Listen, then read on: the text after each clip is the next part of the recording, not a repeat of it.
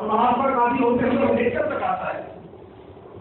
तो मोतीलाल नेहरू ने अगर कांग्रेस की स्थापना की फ्रीडम स्ट्रगल के लिए, आजादी के आंदोलन के लिए, तो 1960 में अफ्रीका में सत्याग्रह का आंदोलन खड़ा करने वाले गांधी, जो 1917 में चंपारण जाते हैं और नील की खेती के खिलाफ एक ऐसा आंदोलन खड़ा करते हैं जो आजादी के आंदोलन के रूप में बदलता है और पूरी दुनिया उसे समझते हैं। मंडेला जब पहली बार 26 साल के बाद जेल से बाहर निकले तो मंडेला से एक सवाल पत्रकार ने पूछा और जैसे मंडेला से पत्रकार ने कहा कि आप 26 साल के बाद बाहर निकले और आप मुस्कुरा रहे हैं जेल से निकलने के बाद, कारण क्या है? तो मंडेला ने जवाब दिया था कि भारत एक देश है, उस देश में एक व्यक्ति पैदा हुआ था जिसका नाम गांधी था, और मैं गांधी के पूरे फ्रीडम मूवमेंट को, पूरे आजादी के आंदोलन को देखता हूँ और अपनी जिंदगी के 26 साल जेल में देखता हूँ और आज बाहर निकला हूँ तो मेरे चेहरे पर मुस्कुराहट आती है कि हाँ, ये मेरी जीत के साथ गांधी के विचार की जीत। और इसलिए इस बात को कह रहा हूँ कि मोतीलाल नेहरू की वकील, महात्मा गांधी की वकील, पंडित नेहरू, मैं समझता हूँ कोई राजनेता इंटेलेक्चुअली कितना साउंड हो सकता है, बौद्धिक रूप से कितना वो समझदार हो सकता है। पंडित नेहरू को अगर पढ़ते हैं तो ये समझ में आता है कि पंडित नेहरू समाजवादी में कुछ हद तक बहुमत थी, बहुत हद तक बहुमत थी, लेकिन पंडित नेहरू वकील। हिंदुस्तान किस तरह का होगा ये पंडित नेहरू का सपना है। संविधान बहुत अच्छा हो गया। संविधान अम्बेडकर जी की अध्यक्षता में बना, उसकी प्रस्तावना में लिखा हुआ है समानवाद, समानता, धर्मनिरपेक्षता। ये पूरी जो प्रस्तावना है या पूरा जो कॉन्स्टिट्यूशन का है, वो कॉन्स्टिट्यूशन बनाने वाले अम्बेडकर की अध्यक्षता में कमेटी थी जिसने बनाया था, अम्बेडकर ने नेतृत्व किया था। अम्बेडकर भी वकील थे। और मैं इस जनपद में जब भी कोई आंदोलन को देखता हूं और एक राजनीतिक कार्यकर्ता होने के नाते ये मैं महसूस करता हूं जब अखबार को पढ़ता हूं कि शायद जो राजनीतिक दलों की जिम्मेदारी है, जो सामाजिक संगठनों की जिम्मेदारी है, जो राजनीतिक कार्यकर्ताओं की जिम्मेदारी है, वो किसी भी दल का हो, शायद मैं उससे अपने आप को शामिल करते हुए कहता हूं कि शायद हम लोग नहीं कर पाते। इस जनपद के अंदर सचमुच अगर सिविल सोसाइटी की कोई वॉइस है, कोई आवाज है, कोई ताकत है, तो इस जनपद का लॉयर है। वो बिजली का सवाल हो, वो सड़क का सवाल हो, वो लॉ एंड ऑर्डर का सवाल हो, लोगों के लोकतांत्रिक अधिकारों के को खड़े करने का सवाल हो, इस जनपद का वकील सबसे पहले खड़ा होता है। तो मैं समझता हूँ कि ये सिविल सोसाइटी जिसकी बात करते हैं, इस जनपद के अंदर अगर कोई सिविल सोसाइटी है तो वो वकीलों की वजह से। एक बात और निवेदन करूं, हम एक राष्ट्र के रूप में बहुत कामयाब और समझा जाता है कि पूरे एशिया के अंदर लोकतंत्र की जड़ें सबसे अधिक गहरी नहीं है। तो वो गहरी इसलिए है और ज्यादा है किसी देश में तो भारत में, और वो इसलिए है कि हमने संस्थाएं खड़ी की, हमने कार्यपालिका खड़ी किया, हमने विधायिका खड़ी किया, हमने व्यवस्थापिका खड़ी किया, और मीडिया को भी अनऑफिशियली माना जाता है कि इसका हिस्सा है। ये बगल का देश है पाकिस्तान, हमारे साथ बना था आजादी के बाद। 1971 में भाषा के नाम पर पाकिस्तान के 2 टुकड़े हो गए। ये बड़ी कमाल की बात है। धर्म की बड़ी चर्चा हो रही है पूरी दुनिया में और देश में कि धर्म के नाम पर विचार के साथ देश चल, मगर 1971 में भाषा के नाम पर बांग्लादेश अलग हो गया। के आधार पर अफगानिस्तान में अलग हो गया। सऊदी अरब के देश, मैं घूमा हुआ सभी देशों में, सऊदी अरब किसी की कोई वॉइस नहीं, किसी की कोई आवाज नहीं, किसी की जुबान में कोई ताकत नहीं।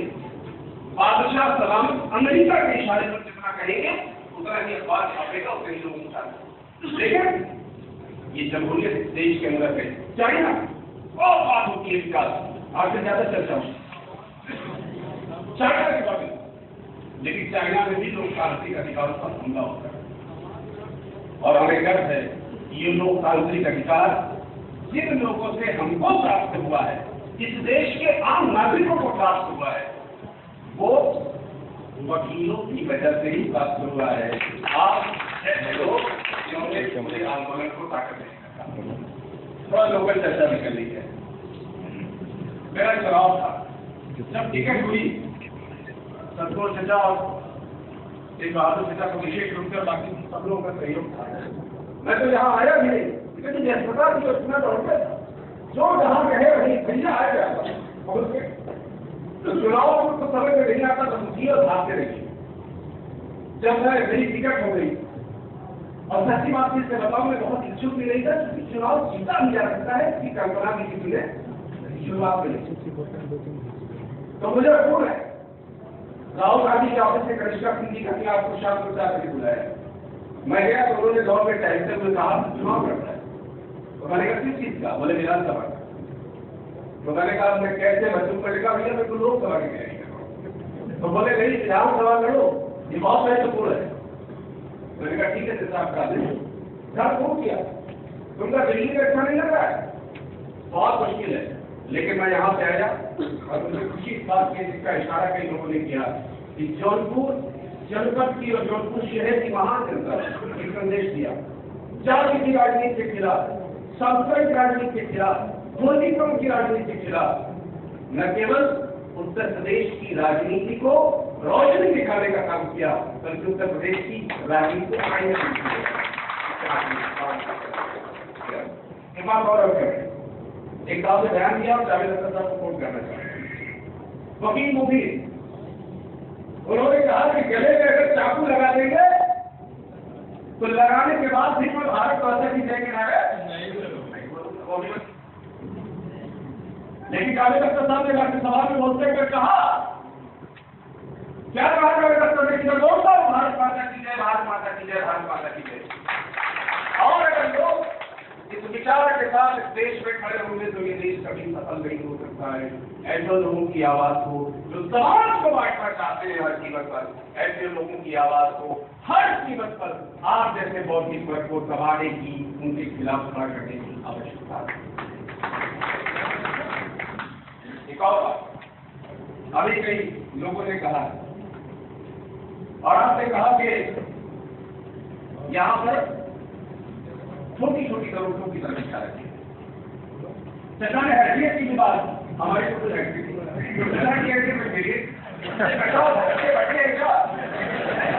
चचा भतीजे तो एक ही परिवार के सदस्य हैं। चचा की जो ताकत है उसी से ऊर्जा।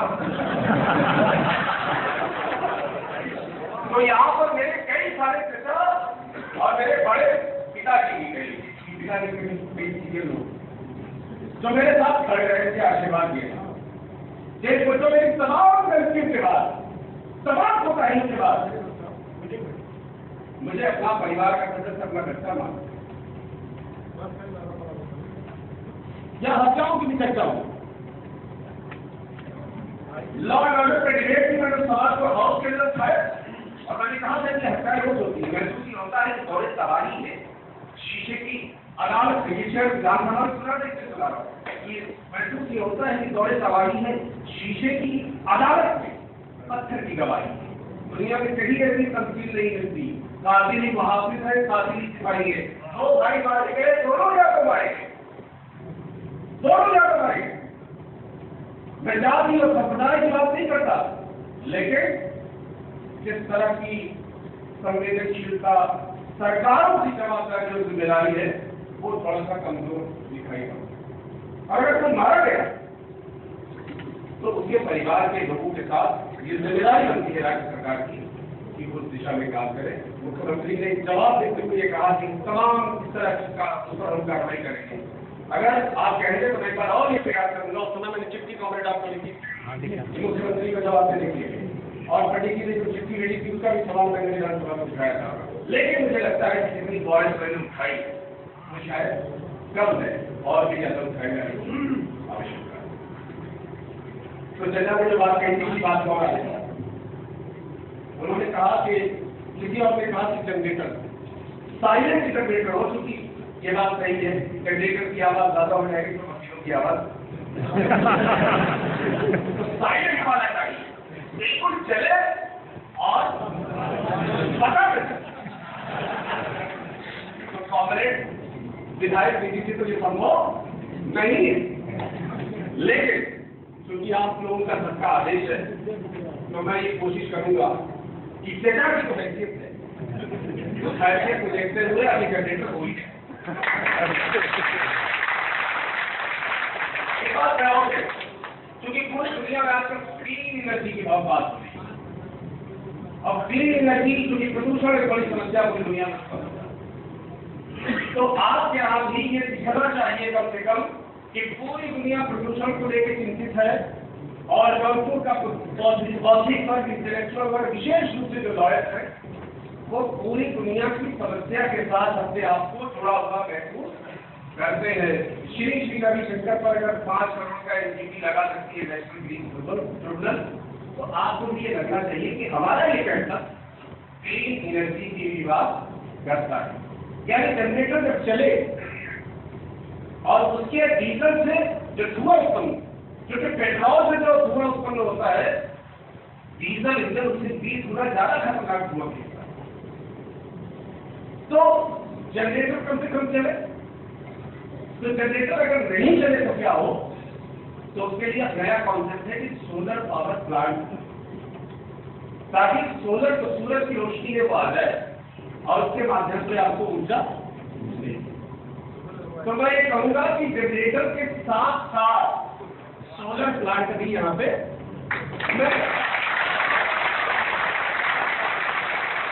ताकि केवल यह न देखें कि आप अपना आराम देखते हैं या आप ये चाहते हैं कि हम आराम से रहेंगे, बल्कि आपको ये भी होना चाहिए कि दुनिया जिस विषय के साथ जुड़ी हुई है या देश जुड़ा हुआ है, जौनपुर का अधिवक्ता भी उसके साथ जुड़ा हुआ दिखाई।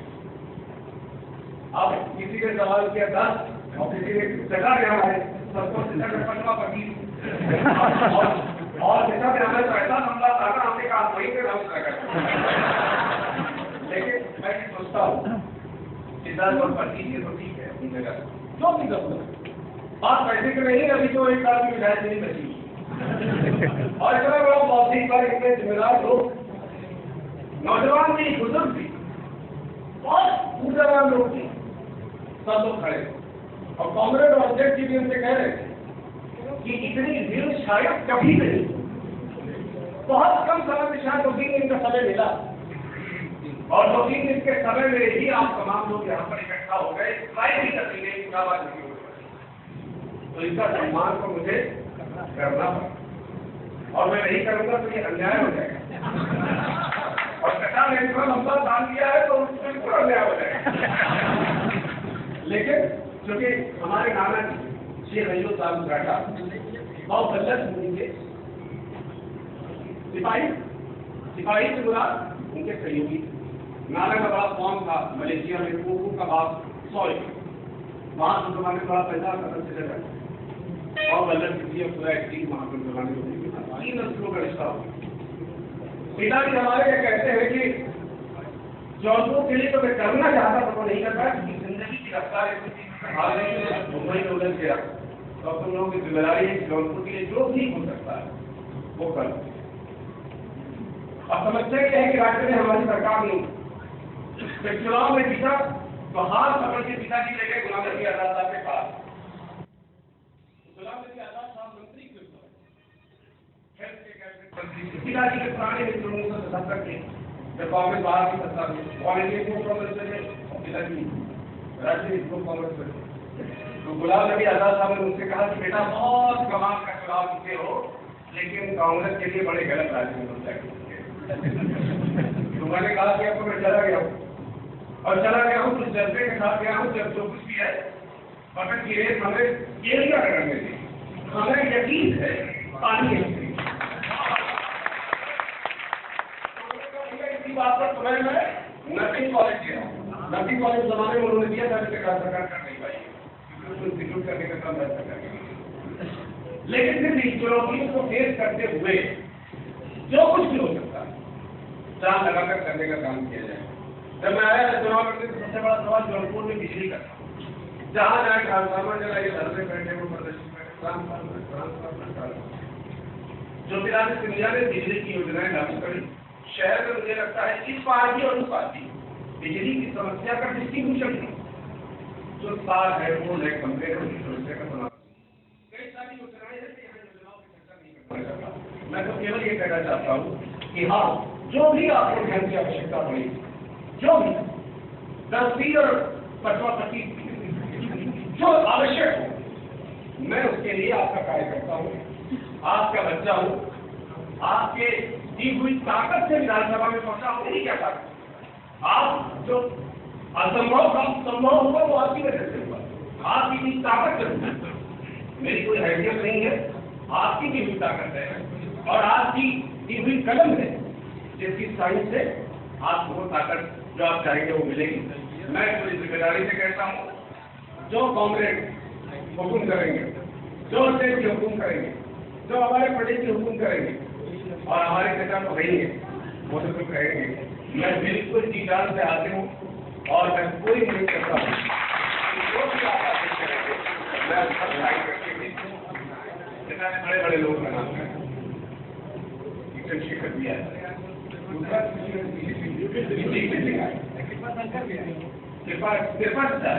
और भी लोग मैं तो समझता हूँ कि बड़े बहुत बड़े लोग हैं।